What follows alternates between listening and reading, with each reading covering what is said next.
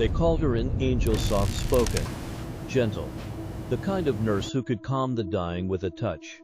But behind her smile hid something unholy. Every injection, every whispered word of comfort carried death. How does a caregiver become a killer? How does the hand meant to heal turn into an executioner's weapon? Tonight, we peel back the layers of one of America's most terrifying figures, the nurse who brought death, not mercy. In the dim halls of hospitals where the scent of antiseptic lingers with the stench of despair, footsteps echo softly, steady, measured, calm. To most, that sound means help has arrived. But to those who met her, it meant the end. The hospital corridor glows under pale fluorescent lights. Machines beep in mechanical rhythm, tracking fragile lives that hang by a thread. And in the corner, a nurse prepares a syringe, steady hands, expression unreadable. A single drop of clear fluid falls from the needle's tip. That droplet holds silence and death. She turns, walks into room 204. Within minutes, the alarms wail. Doctors rush into late. Another unexplained cardiac arrest. Her record is spotless. Her reputation, flawless. Her nickname among coworkers, the Angel of Mercy. But soon, whispers begin. Patients who SHOULDNT have died. Families who never got closure. And behind it all, one nurse always present when hearts stop beating. Her name Marianne Keller, a woman raised in the heart of suburban America. To the outside world, she embodied kindness. To her patients, she was hope in human form. But hope can be deceptive.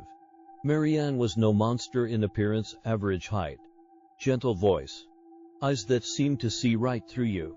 But inside, she was hollow.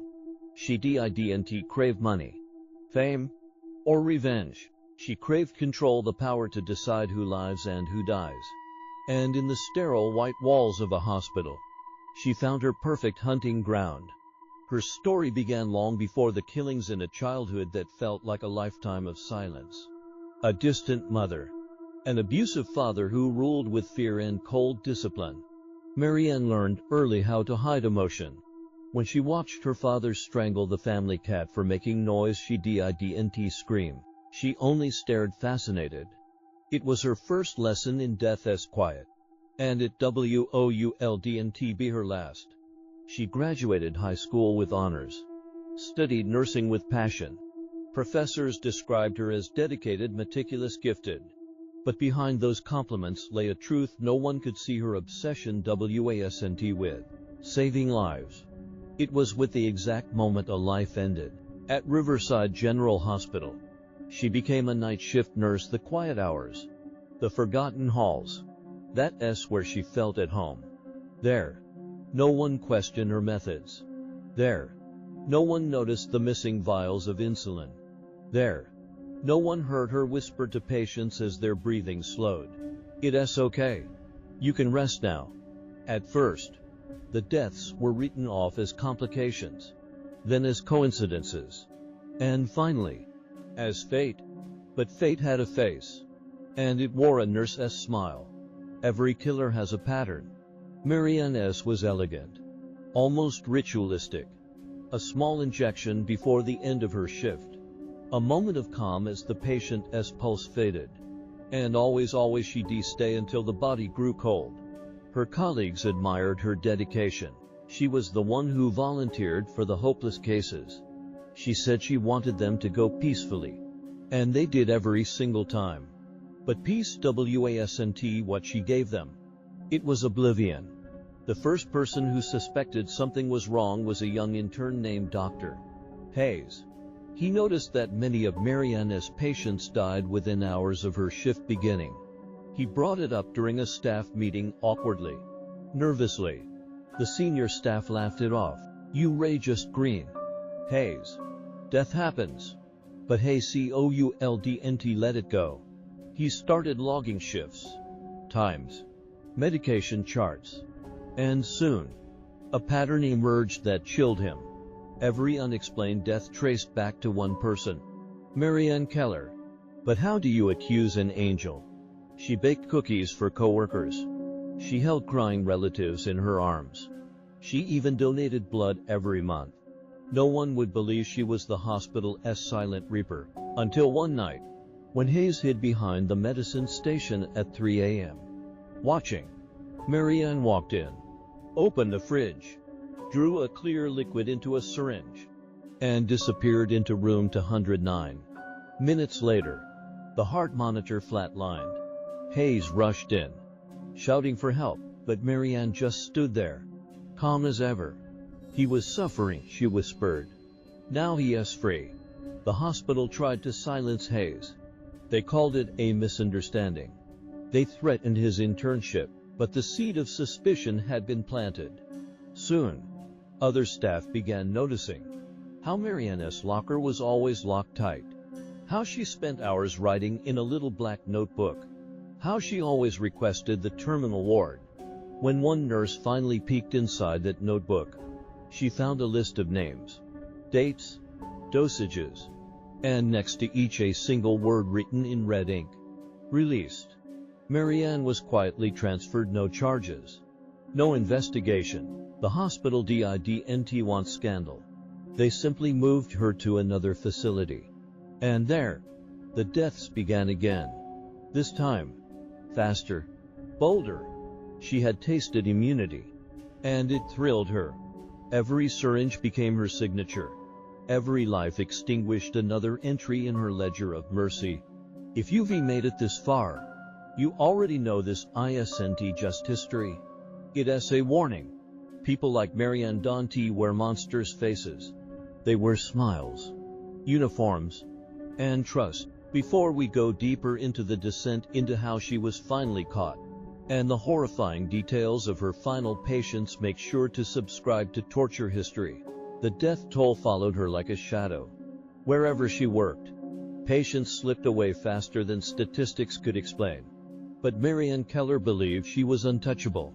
She had mastered the art of sympathy, crying at funerals, comforting families, even writing letters to the dead patients' loved ones. Her words were poetic, sorrowful, believable. They were ready to go, she'd write. I was only there to help them rest. No one questioned her kindness. No one dared to accuse the angel. Until one small mistake shattered her perfect FAA death. It began with patient 214, an elderly man named Arthur Baines. Unlike the others, Arthur wasn't dying, just recovering from pneumonia. But something about him irritated Marianne. He complained too much. He asked too many questions. And one night, when he begged her for a glass of water, she decided to free him from his misery. She injected him quietly, like all the others. But Arthur didn't die instantly. He screamed. The alarms blared. Doctors ran. And Marianne froze, syringe still in hand. For the first time, her ritual failed. And someone saw. That someone was a janitor doing rounds near room 214. He reported her immediately. But when security arrived, Marianne was calm to calm. He was having a seizure, she said. I tried to help. She even smiled as she handed over the syringe, already wiped clean. No fingerprints. No residue. Just another accident. But the janitor's testimony raised doubts the hospital could no longer ignore. This time, the whispers turned into questions. The administration called in the police. Detective Harold Denton, a man seasoned by years of homicide work, walked through the hospital doors with a single goal: to find the truth buried under bureaucracy and bleach. At first, he saw nothing. Perfect records, neat paperwork.